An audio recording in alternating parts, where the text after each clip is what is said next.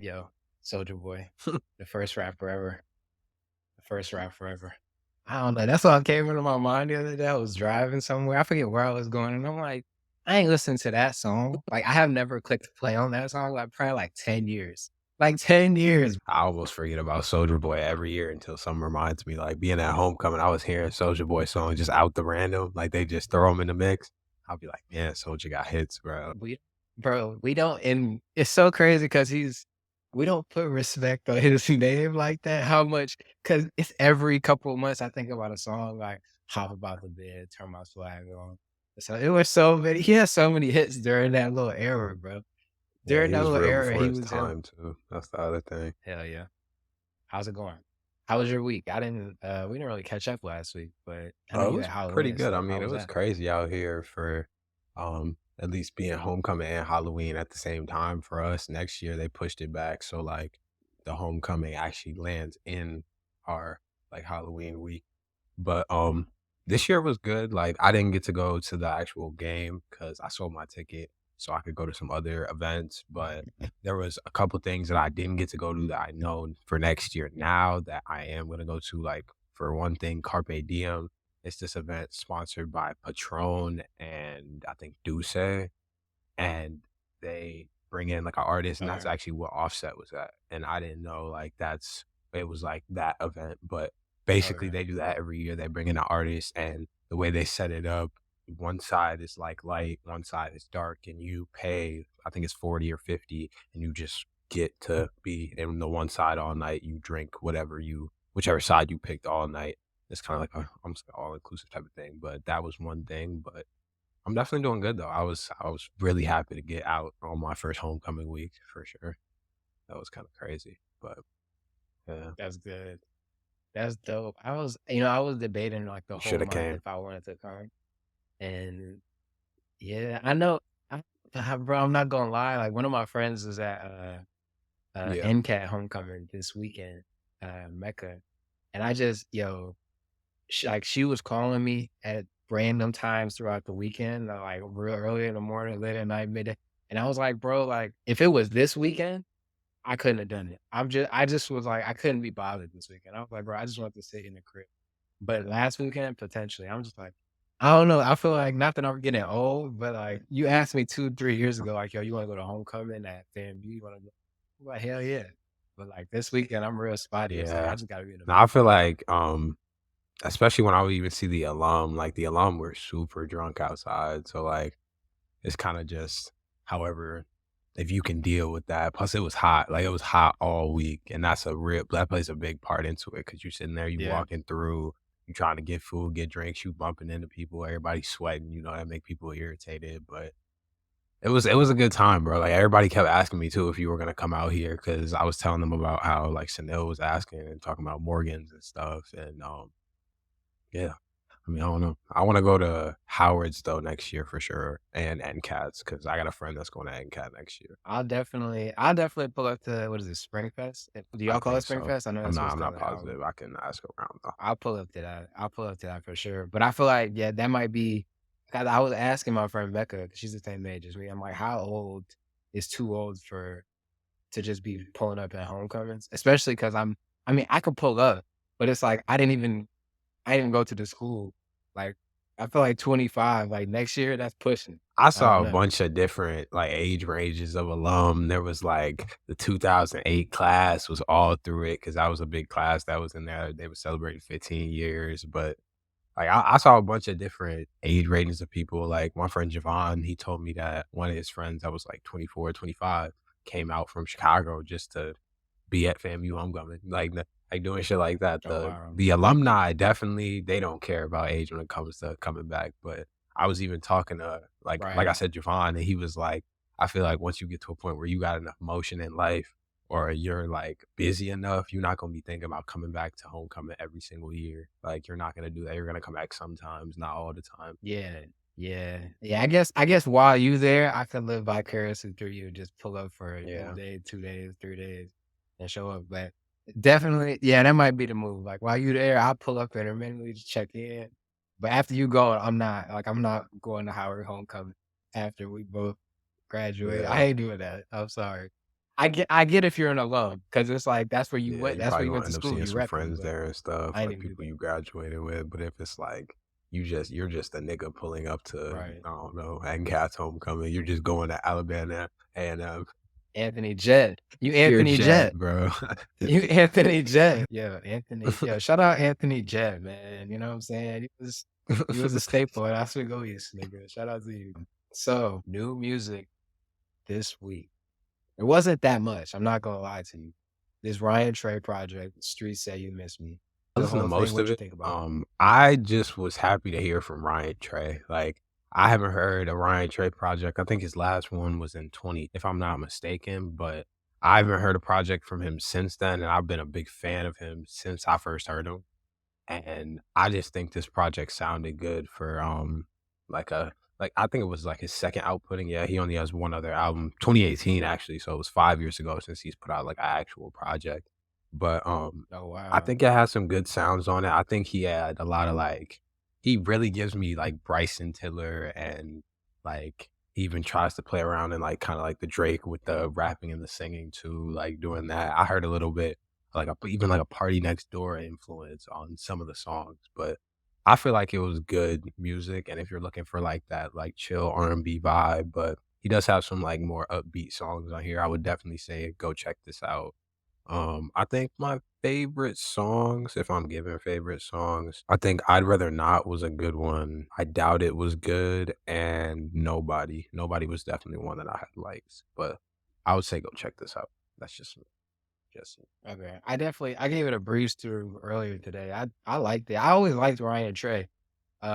He does give you Bryson Tiller vibes. I know when he came out, I don't know about his management, but when he came out in 2019, yeah. that song Nowhere to Run, with Bryson Tiller, they had the same manager at Mhm. that point. So they probably did some type of work together, collaboration around that time. And Tiller kind of like birthed a lot of people's careers, if we're being honest, Mm. around that time. So yeah, I'm definitely gonna give this more of a listen this week. I'm gonna try and get into it a little bit more. But I did give it a first listen, and it did sound good. You know what I'm saying? So I agree. Definitely check this out if you into the. I mean, he is trap solo. I would categorize him as Yeah. trap Another solo. thing I Big wanna fan. give him credit for is, like, I'm looking at the credits, and he's, like, on a lot of these writing credits. You know, a lot of people have other people write for them or have a lot of help, and obviously some of these songs he does have help on, but it's looking like he's doing a bulk of the writing, which is always good to see, but That's good. Yeah, that is an interesting conversation. Like how much do you want other people writing the records and or how much does it matter?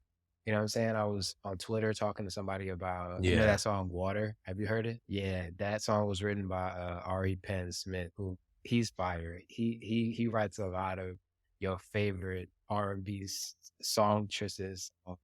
He was on K Tronada's last project. He's done a lot of stuff that I'm a big fan of, but you like, does it matter that he wrote it as opposed to Tyler? Like, I don't know. The song is fire. Yeah, I I love the don't song. know. I feel like Drake is a big I keep bringing up Drake, but, like, Drake is a big proponent of this, like, when he was dealing with the what's his name, Quincy Miller, when he was dealing with that guy, like, writing for him, and I feel like you Yeah. couldn't have Quincy Miller perform that song, like, you even saw from the Ruffs, like, you couldn't have him perform that song and have it sound like Energy or have it sound like No Telling, like, you couldn't have him do that and it have the same effect of Drake's performance on it or like his cadence with it or the way his mind saw it, the different lyrics he threw in there. Like, of course, having somebody else write for you, it could look away because it's like, why can't you write your own lyrics? Why aren't you putting in the I guess the energy into your art? Because that does take the energy and the effort to really sit there and write out all your lyrics and learn how to make song structure. But I feel like performance is also a big part of rap and music in general. So Yeah, I think it only matters to people in rap. I feel like every other yeah, genre, people don't really care, right. but rap, we care. But, Ari Penn Smith, he wrote Mm, Over by Lucky Daye, Move by Beyoncé, Grace Jones, and Tems, or he at least wrote on that. Addiction by Doja Cat, Dying for Your Love by Snow Allegra, Jam by Chronix and Wizkid, Situationship mm. by Snow Allegra. That's just a few. Oh, and he wrote with, Wizkid on, uh, Made in Lagos, on Piece of Me, Reckless. Like, he has a lot of writing credits that I really love. But yeah, shout out to him. Anyway, projects. There was one project I briefly wanted to mention. I just found it right before this actually. It's called Ravi by Morravey. This is uh last year, either at the end of last year or the beginning of this year, Davido launched his label and he had two artists on there, and this was one of them. She was on his last project that just came out, and her voice is really dope. And I've really like been getting into the songstresses of like Afro beats, like the singers. You know what I'm saying? Everybody knows Thames and Ira Star is becoming popular, but I feel like there's more and more of them popping up, like Tyler and then Morravey. But this solid. This is her first her introduction, right? It's 5 songs on there. And she has a really dope voice. So if you're into good R&B, Afrobeat type of vibe, I would just give this a listen. Very brief, but that's all I really had for projects. I had a couple singles on here. Did you hear Meg Thee Stallion's I did Cobra? hear it. I Did you was hear it? messing with it the second time around. The first time, it kinda felt like a normal Meg song to me. Like, I felt like she was kinda just coming out, same kinda cadence, same kinda flow, and I was just like, "Okay, we're getting the Meg song," like the, cookie cutter flow, but I felt like I went back and really listened to the lyrics, and she was kinda getting more into, like, the personal stuff she's been going through and, like, what's been affecting her and, like, how she's been feeling, and I think some of them lyrics were, like, real deep, and I feel like through a couple more listens, I was messing with that. Like, I was really, really messing with what she was saying and, like, the flow she had on there after. I agree. I agree with you. I think, and I bring this up. I've been doing a lot of Hmm. talking on Twitter. I don't know about you, but I've been like talking to a lot of different people in there. I've been finding people that enjoy a lot of the same music on there and on TikTok, on live and stuff like that. But I was talking to somebody about the Meg record, and I feel like hip hop is Yeah. introspection. You know what I'm saying? Hip hop is just like it's the uncomfortable truth. It's the things that you like don't want to say out loud, but you say out loud, like if that makes any sense. You know what I'm saying? And I feel like this record, like going back and listening to it, she said things that made people feel uncomfortable, which is what I feel like I find in a lot of my favorite hip hop, right? Like a lot of Kendrick's last album, people didn't really like some of the things he was saying made people feel uncomfortable. You know what I mean? Some things that J. Cole says oftentimes feel uncomfortable. And I feel like that's just the essence of what hip hop is because it's coming from the voice of the voices or the people that don't get to speak in the public eye. You know what I'm saying? Hip hop was like a counterculture in that way. And I just think that anybody who's willing to speak that honestly and like openly and candidly, like it just gives me that same feeling, that feeling like this is real, like this real hip hop. So I fucked with the song as well. Yeah. I I enjoyed feel it. like, at least speaking on the, like, J. Cole, Kendrick thing, like, I feel like besides J. Cole, the Drake and Kendrick's album when they first came out, like, they were kinda misunderstood. People didn't really get them. People kinda, but that's kinda every time Drake drops. I feel like that's how it is with most artists. Like, they say those uncomfortable truths that people aren't willing to, like, hear because people don't wanna always hear the truth, but people get it, like, later on down the line type thing. Yeah, yeah, I agree. I agree. Like I said, not that much music otherwise. These 3 singles I found, and I'm briefly gonna get into them because I don't know if you saw any of these, but La Chamba and Peso. This was something that just came across my feed the other day. Somebody was telling me, like, in terms of trap trap Spanish rap, like trap I don't even know if it's trap rap, trap reggaeton, I don't know what you wanna call it, but Arcangel is one of those, artists that people have been recommending to me. So when I saw the song, I was like, "Let me get into it for real." The vibe is dope, and Peso Pluma is just everywhere this year. I don't You can't really escape him if you're listening to anything Spanish or Latin, so I like this song a lot. The second one is out of these 3 singles I'm gonna get into is probably my favorite, if I'm being honest. Beama by Shenseea and Lola Brooke. I said this before somewhere, I don't remember where, but Shenseea raps better than 95% of these female rappers when she wanna rap. She's on record saying that she's trying to do more R&B and B and singing, which is fine. I mean, do what you gotta do because she has a bunch of dancehall rap records from before. But this record, she's rapping, and I really enjoyed it. And if you know how Lil Brooke give it up on a record, just her vibe and her energy, like she kind of matched Shenseea in this. So if you're looking for a rap record that would somewhat surprise you, I would get that I listened Beama by Shenseea, and then Tokischa, Candy. Tokischa is a artist from the DR, and she gives me, like, this real I don't even know, like, DR has an energy that I can't compare to anything, you know what I'm saying? Like, the energy on all the records that you get from anybody from the DR, El Alpha, who else is from there? I don't even know. I can't even give you that many, but El Alpha for sure, like, she's giving that on this record, and I've been giving her catalog a deep dive this last week, and I've been enjoying her music, so she just put this out on Friday, it's called Candy. I give that a listen. I saw Marshmello Project. It's the DJ Marshmello. He had like it was like a Spanish project. He had a bunch Yeah. of Spanish, yeah, he had a bunch of Spanish Oh, artists bro. on there. I didn't really get into it, but it was something I just wanted to mention because I'm going to get into it because I saw Young Nico on there for the first song. I was like, I kind of want to see what this is like. But what from me like skimming through it, it kind of sounded like what you get from Marshmello usually, like the dance EDM vibe, but he tried to mix some of the Spanish drums and sounds into there. I don't even know what it's called though. I gotta see. Did you see it? Okay. I got it right here. Yeah, it's called, Yeah. Sugar Poppy. Saw that one. That's really the only. I did hear one of these songs on here. I heard one of these songs on Oh, here, the really? Alcohol with Anuel. Mm. That song that came up in the new music. That was okay, but I didn't know it was on a project, so I'll definitely give this one a listen to. It's dope when you start to see some of the same name. I feel like once you, like, hear an artist and in a bag you like, you Yeah. just start to see their name everywhere. You know what I'm saying? Like, Young Right. Miko is popular, like, in the Latin community, but Yeah. we didn't know that. I guess that's how I kind of felt about Peso too, because like You you know said, it he's been showing up everywhere. And like when I Yeah, was I was looking through like some of the artists like in reggaeton and Afrobeats, I was looking at their monthly Spotify listeners, and I was like, bro, they just have so many, like so much more than the American artists, and it's just because the world is so big, bro. Like yeah, what? yeah. You know what's funny? Um, on TikTok, and I think this plays to our advantage in this space, like in Latin and Afrobeats, if we don't know. Like when we come off like super ignorant about a topic or a subject or like an artist, like we don't know anything, people get to trying to flame us in the comments. Like if you go look at that video about the Bad Bunny when the last album that came out, people were like, "Oh, y'all aren't real fans. Y'all wasn't there when he started." And I was like, "Yo, you right, bro." I was like, "You're right." I was like, "You're right." Like, there's a ton of comments in there talking about how we just don't know and we don't know what's going on. And I think it's funny because it's like, one, you know what I'm saying? Thanks for the engagement, boosting the video, appreciate it. But second, it's just I think that's a lot of other people do appreciate it. You know what I'm saying? Like we just learned about stuff in real time.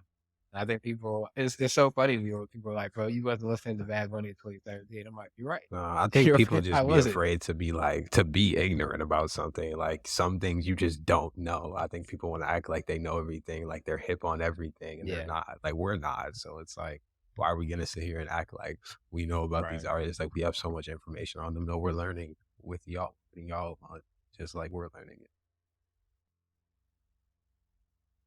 Exactly. Ignorance provides an Literally. opportunity for learning. Um, so yeah, yeah. So all right, let's get into these 2 topics we have briefly. Mariah Carey lawsuit. What is happening with Mariah Carey, bro? What is I just going saw on? that she was getting sued for All I Want for Christmas Is You. And I just thought that was interesting because she's had this reign of just being the biggest song when Christmas came out. And we keep seeing her face every single year, just keep hearing the song. I got it. On Wednesday, November 1st, Mariah Carey Okay. released a video of herself being defrosted to mark the start of the holiday season, soundtracked by her holiday mega hit, All I Want for Christmas Is You. The track, first released in 1994, has become an ominous sonic fixture of the holidays ever since. Every year since then, the song is now at the center of a new legal dispute, with Carey being hit with a lawsuit from a musician called Andy Stone, sorry, for allegedly copying elements of his song of the same name. This is actually the second time Stone, who performs as Vince Vance and the Valiants, performance Vance and the Valiants, has sued Carey for allegedly copying his song, which was released in 1989. So yeah, basically this guy released a song before her that was probably the same song. But I feel like that's how a lot of Christmas songs No are. They're idea. kind of like based off of like an older song that somebody made and it's like an updated version. But I guess I could see her. Imma Okay. find the original while you're Um, talking. I do think this is kind of crazy. We keep talking about the copyright thing and like artists getting kind of shut down with their creativity, but I feel like this too is kind of crazy retroactive. Like I feel like it's past 20 years at this point almost.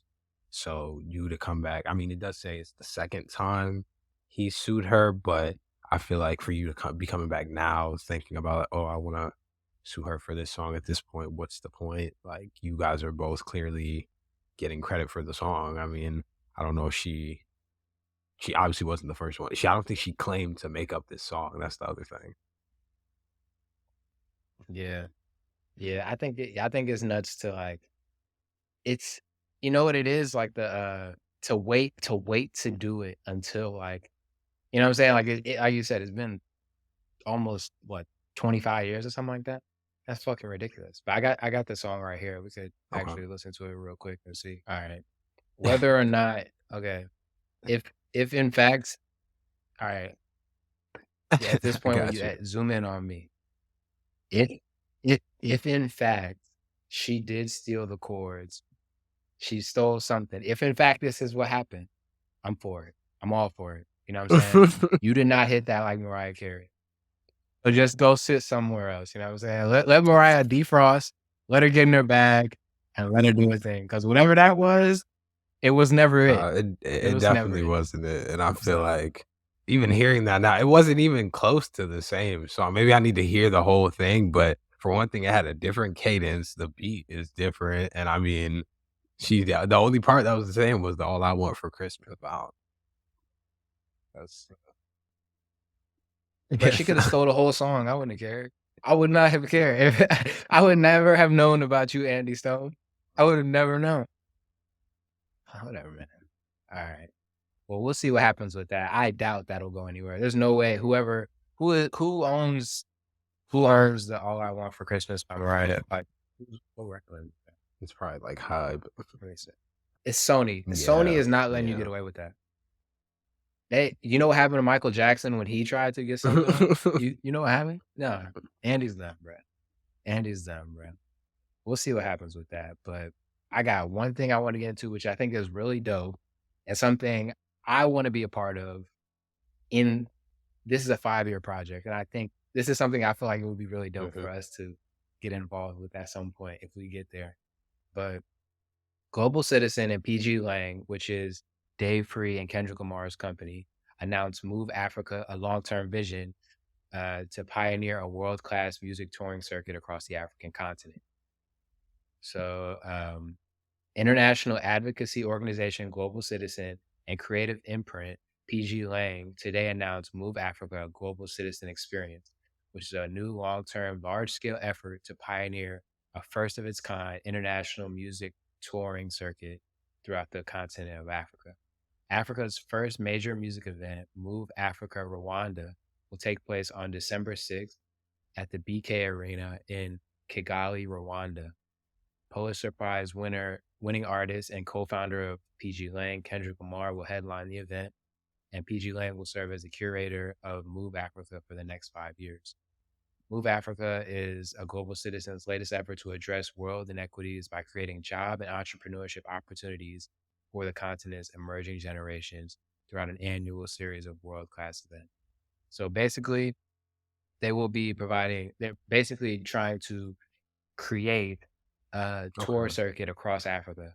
And many people might not know that how difficult it is to do touring in Africa, right? Like if you notice when artists go on tour, it's very, very rare that an artist is touring across Africa or going on tour and even in Nigeria. A couple months earlier this year, I talked about how Wizkid had announced that he probably isn't going to be Mhm. performing in Nigeria again. And I thought that was crazy. It didn't make any sense to me. But if you see like what happens with artists when they try and go, like Afro Nation, I went to Afro Nation in Miami um, in May. And I was thinking about going to Afro Nation in Lagos this year, like when it was announced mad long ago. But a couple weeks ago, they canceled it. They canceled it because they couldn't get like whatever logistics were needed to get done, they couldn't get it done. They made the announcement, I think, last week. The headliners were Burna Boy, Jay Hus, Little Sims, and some other people. But this has been a recurring problem for a lot of people. And it's been like, as somebody who is interested in business, uh, you're always thinking about this the biggest problems. When you have the biggest Mhm. solutions, they make the most money. You know what I'm saying? Because they're problems that a lot of people are thinking about. And I always thought about like, why aren't like African artists going to Nigeria? You know what I mean? There's a lot of reasons for that. Like obviously the price, like imagine what it costs to book Burna Boy. Like the tickets to Afro Nation Nigeria were gonna be like something like 30 or $40.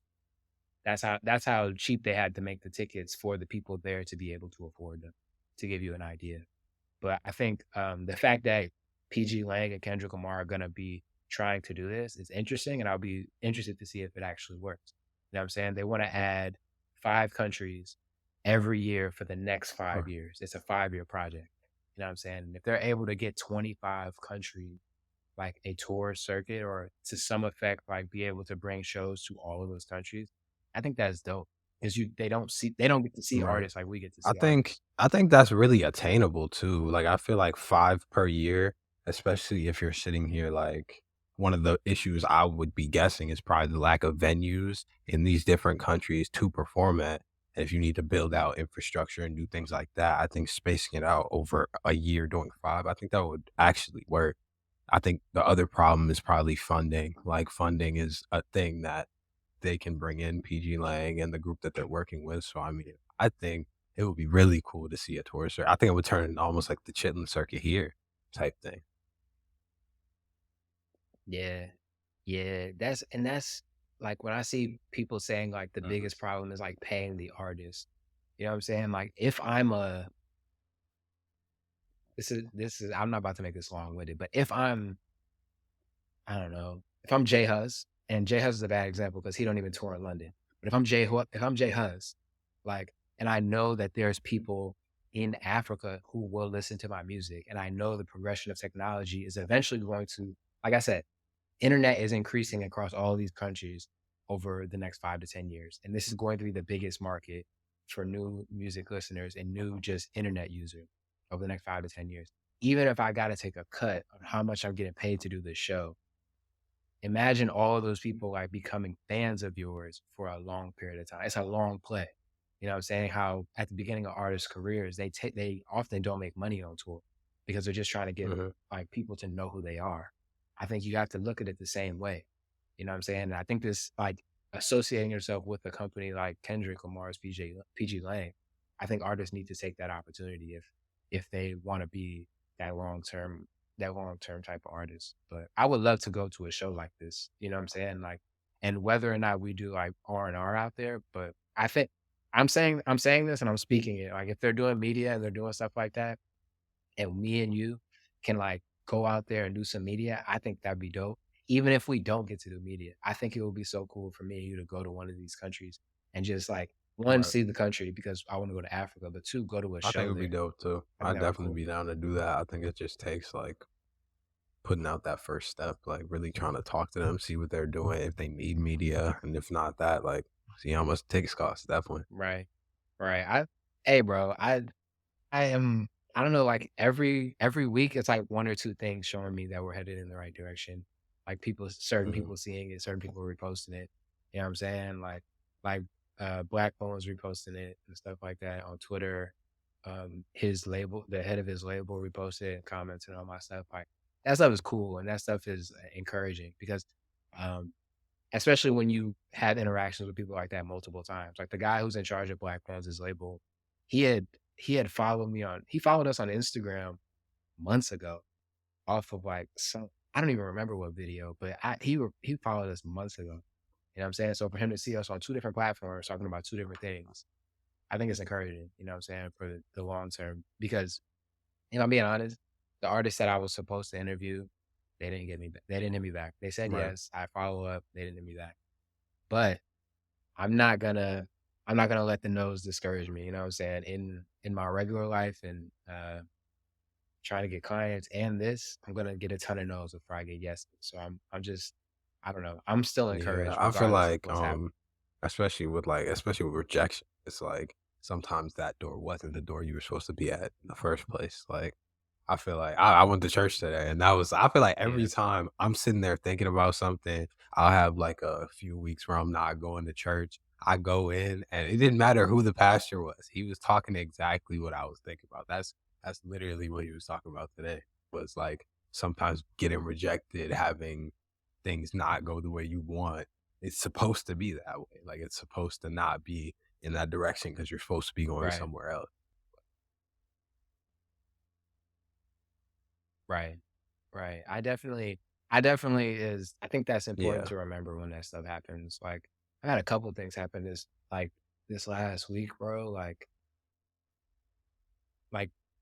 I'll briefly talk about this, but we had the 2024 planning meeting for my job, and um, I our the thing was our boss wanted to come in and have us have like these big ideas, right? What's the big idea that's gonna like really move us for the next year? And I last year I had this big idea for like us to do a podcast, host a podcast, because as a staffing company, like this is the best way to get clients. And everybody on the team thought it was a decent idea. Bro, this made me mad. This made me so mad. Everybody on the team thought it was a decent idea, but Michelle was like, "This isn't feasible. We don't have the money, the funds, or the ability to do it." Right? And I was new, so at the time it didn't bother me that much. I was like, "All right, whatever." But then a couple months later, they hire a consulting firm to help them like with the business and with the marketing department.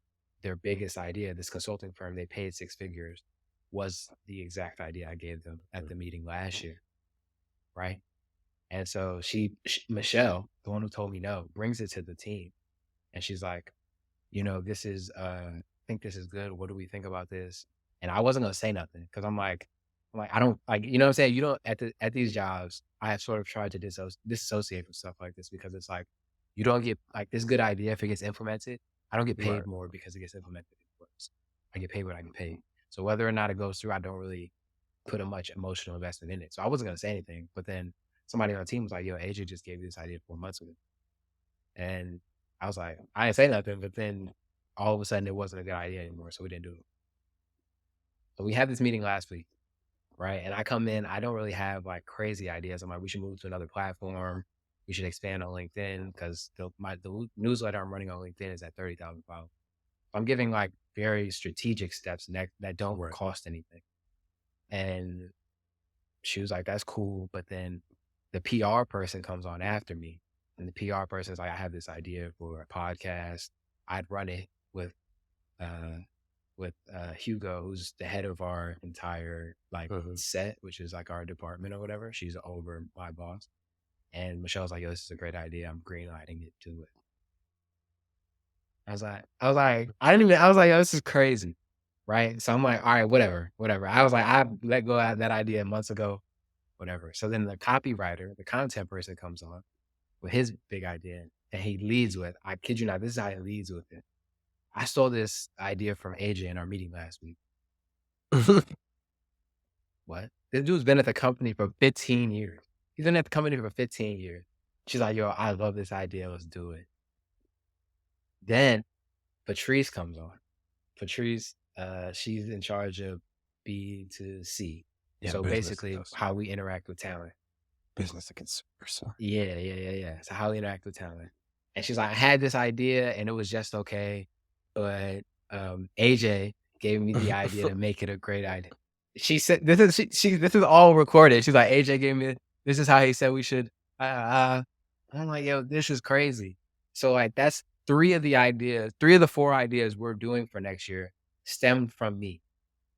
You know what I'm saying? And she didn't like my two ideas. And I'm like, "All right, whatever." So I try to let this stuff go, but then we get to the end of the meeting and she's like, "All right, we need reinvestment in our team, right?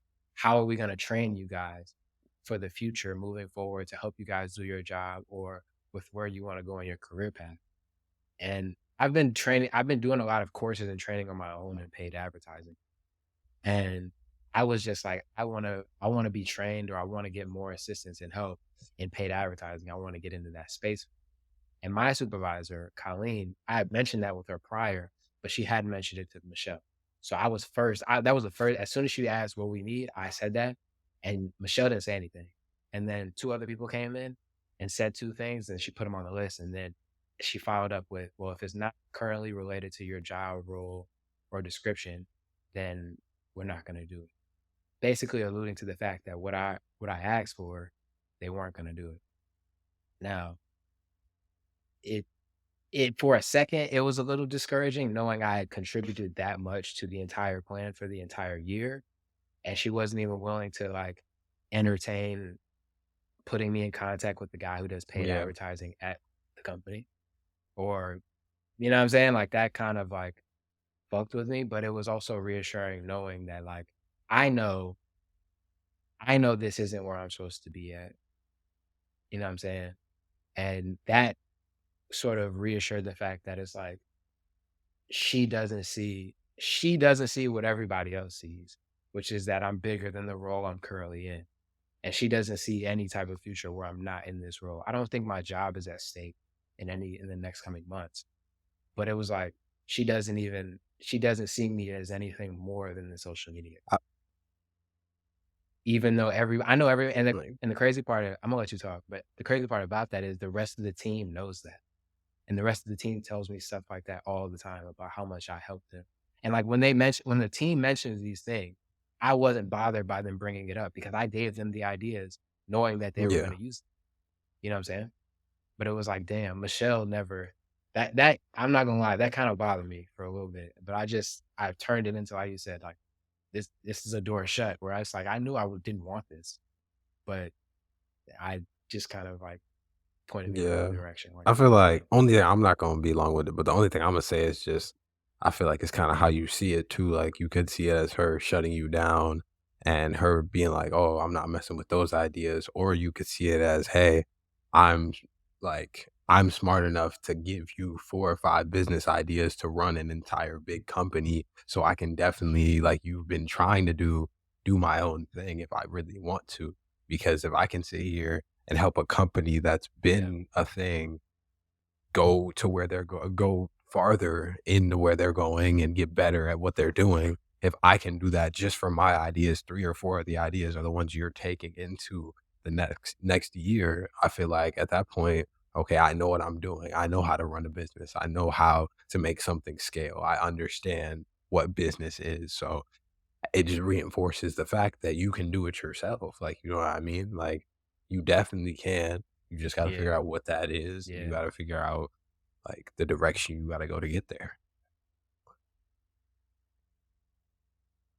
I agree. I agree with you. I that stuff, I don't know, Corporate's bro. tough, bro. Corporate is yeah, bro. It's like I don't get this. And I don't see how people there's so many people here that are like been here. Like like I told you, Randy's been here for 15 years, bro.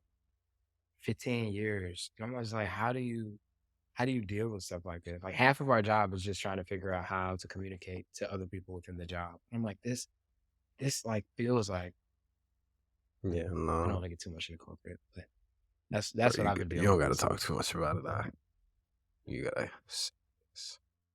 What do you have do you have any song this week for us? Do I you have actually do. anything you wanna share with people? So Aaron Ray has been an R&B artist I've been listening to for a little bit now, and he dropped a EP.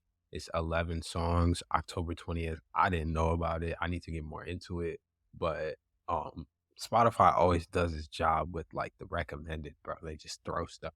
But this song was Moonlight. I was really messing with it. It had a good vibe to it.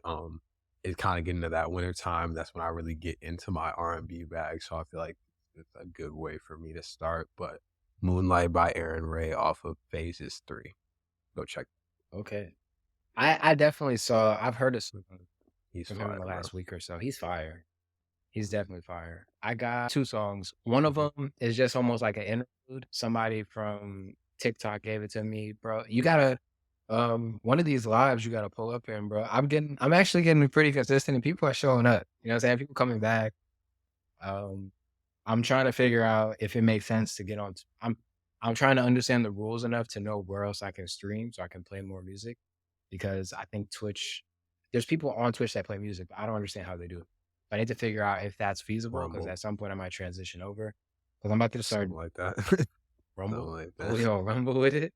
Okay, we'll see.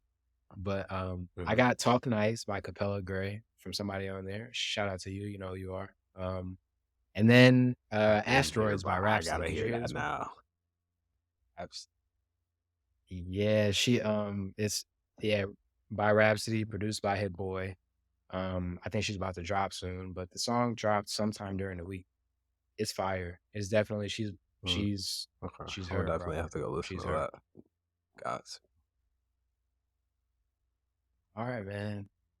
This was a good episode. This was a good episode. I like it. I think, you know what I'm saying? When I don't Yeah, mind when they're shorter than an hour. You know what I'm saying? Right now, I don't mind. You know what I'm saying? We're still putting reps up. You know what I'm saying? 30. We had 30. That shit Trey, flew. That shit really Trey, flew, you bro. know I wore it. Yes, sir. Yes, sir. Could I have my Curry jersey on? Yes, sir. That's I mean, your Curry you mean jersey. my Curry jersey. Yeah, yeah. No, I'm just playing. All right. Well, we'll see y'all next week. You know what I'm saying? That's it. Like, That's all we got for y'all. love.